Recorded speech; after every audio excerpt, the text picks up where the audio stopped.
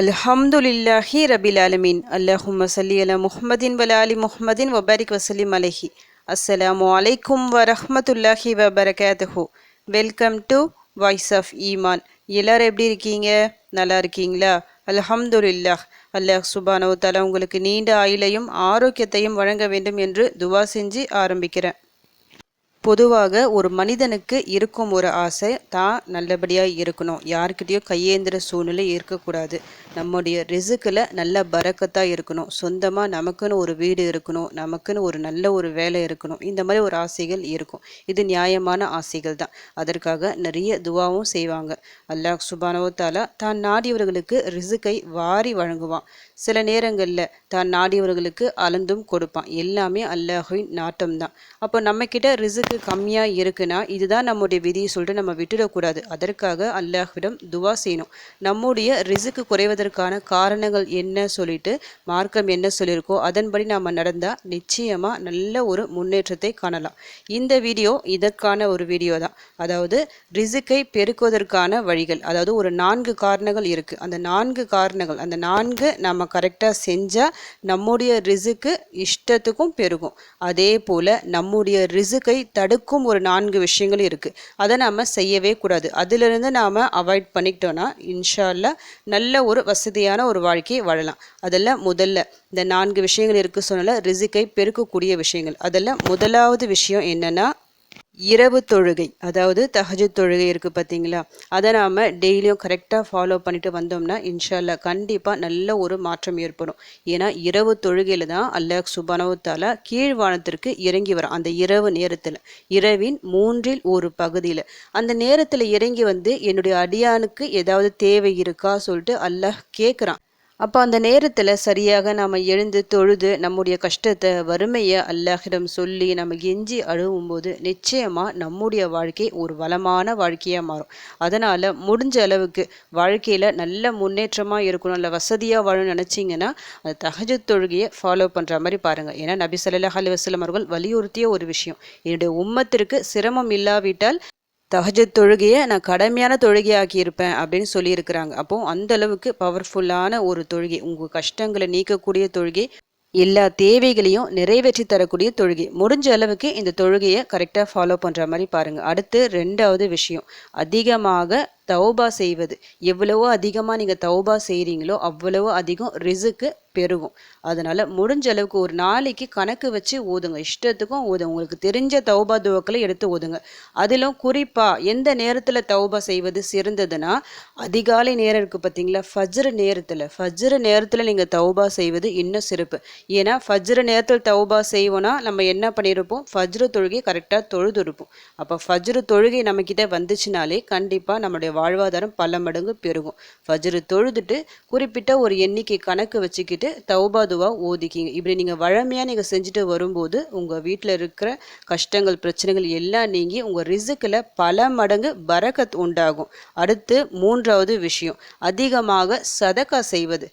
நம்முடைய ரிசுக்கை பெருக்கக்கூடிய விஷயங்களில் இதுவும் முக்கியமான ஒரு விஷயம் சதக்கா. சதக்கா என்பது நீங்கள் அதிக தொகை தான் கொடுக்கணும் இல்லை, உங்களால் முடிஞ்ச அளவுக்கு அல்லாஹ்வின் பாதையில் நீங்கள் ₹1 செலவு செஞ்சால் கூட அதற்கு பதிலாக அல்லாஹ் ₹10 ₹100 திருப்பி தந்தே தீருவான். அதனால் நீங்கள் கொடுக்கும் சதக்கா என்றைக்குமே வீண் போகாது. ஆனால் ஷைத்தான் மனசுக்குள்ளே ஒரு பயத்தை உண்டாக்குவான். சதக்கா செஞ்சால் உங்ககிட்ட இருக்கிற செல்வம் அழிஞ்சிடும், ஜக்காத் கொடுக்காத, சதக்கா கொடுக்காத சொல்லிட்டு ஒரு பயத்தை உருவாக்கி நம்ம கொடுக்க விடாமல் செஞ்சிடுவோம். அந்த மாதிரி செய்யாதீங்க. நீங்கள் எந்த அளவுக்கு அதிகமாக சதக்கா செய்கிறீங்களோ அந்த அளவுக்கு உங்களுடைய வருமானம் பல மடங்கு பெருகும். இப்போ மாத சம்பளம் உங்களுக்கு கம்மியாக வருதுன்னா அந்த சம்பளம் வாங்குறீங்கல்ல, அதுலேருந்து ஒரு ₹100 இல்லைன்னா ஒரு ₹50 ஏதாவது உங்களால் முடிஞ்ச அளவுக்கு ஒரு தொகையை மாதம் சதக்காவாக கொடுங்க. நீங்கள் ஒரு சாப்பாடாகவும் வாங்கி கொடுக்கலாம், அப்படி இல்லைன்னா ஏழை எளிய மக்களுக்கு அந்த காசாகவும் நீங்கள் கொடுக்கலாம்.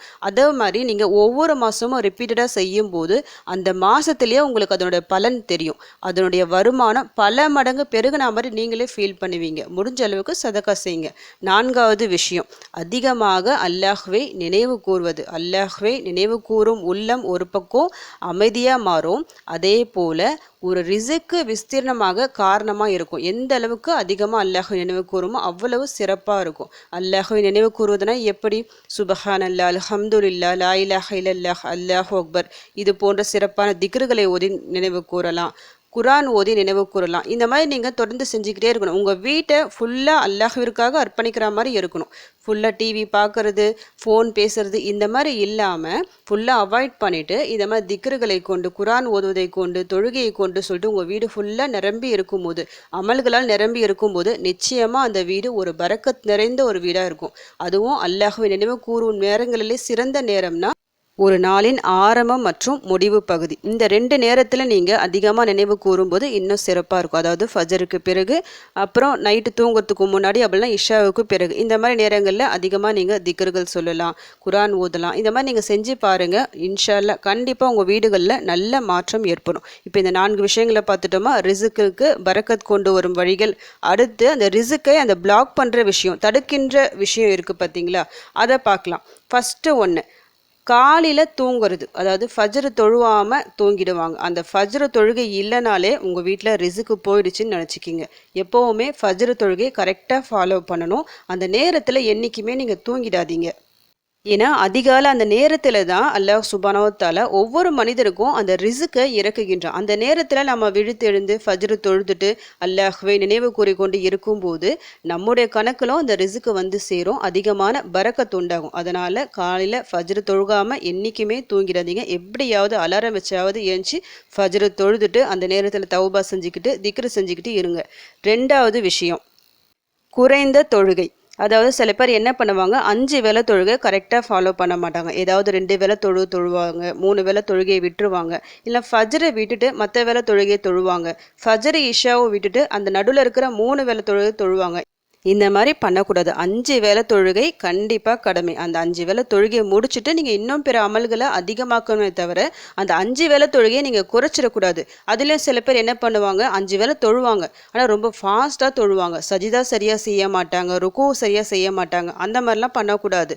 நம்மை படைத்த ரப்பு நம்ம முன்னாடி நிற்கிறான்னு சொல்லிட்டு ஒரு உள்ள அச்சத்தோடு அந்த தொழுகையை பேணி தொழுக வேண்டும். இந்த மாதிரி நம்ம தொழுவும் போது நிச்சயமாக அந்த தொழுகையும் சிறப்பாக இருக்கும், ஏற்றுக்கொள்ளப்பட்ட தொழுகையாக இருக்கும், நம்முடைய வீட்டில் பரக்கத் வர காரணமாக இருக்கும். நீங்கள் தொழுகையில் குறைபாடுகள் இருந்தால் நிச்சயமாக பரக்கத் இருக்காது அந்த வீட்டில். அடுத்தது 3வது விஷயம், சோம்பலை பொறுத்த வரைக்கும் எல்லா விஷயத்திலும் சில பேர் என்ன பண்ணுவாங்க, ரொம்ப சோம்பலாக இருப்பாங்க, உழைக்க மாட்டாங்க, சும்மா அப்படியே உக்காந்துக்கிட்டு ரொம்ப தூங்கிக்கிட்டு சரிவர வேலைகள் செய்யாமல் அந்த மாதிரி இருக்கவே கூடாது.